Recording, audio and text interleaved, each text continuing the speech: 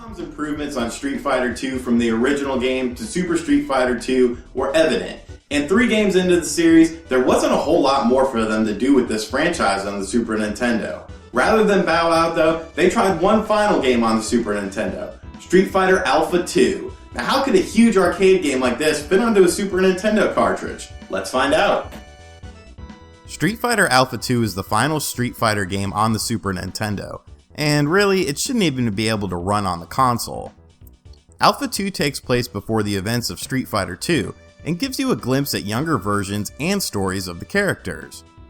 There's a lot of different characters in this version, such as characters from Final Fight, but the SNES version is missing quite a few hidden characters, which is a shame. Another big issue with the game is loading.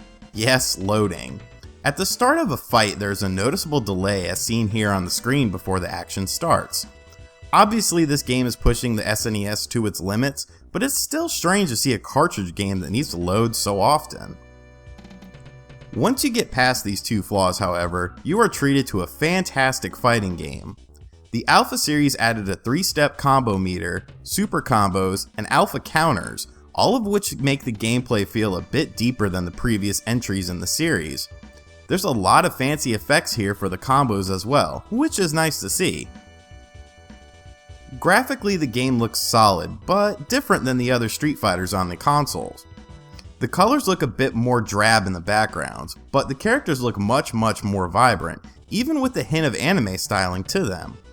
The animations are missing a few frames from the Saturn or Arcade version, but it's still a pretty pleasing game on the eyes. The best part of Alpha 2 is just how much fun it is. It's very accessible as well, with the standard difficulty being too easy for veterans, but perfect for newcomers to the series.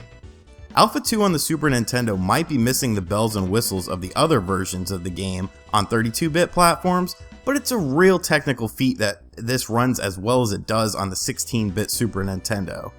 Capcom crammed as much as they could into Alpha 2, and I admire their dedication to the Super Nintendo. Although many consider this to be the black sheep of the franchise on the Super Nintendo, I really enjoy Street Fighter Alpha 2 on the Super Nintendo. Sure, it's not as good as the arcade or the Sega Saturn version. Yes, some audio is missing, frames of animation are absent, some of the colors are a bit drab, and yes, there is actually loading in this game. But really, it's admirable that Capcom even attempted to put this game on the Super Nintendo. It came out very well too, and there's a lot of fighting fun to be had here, especially with the more advanced combos and the super attacks. This is the most expensive in the Street Fighter library on the Super Nintendo, but in my opinion, it's worth hunting down.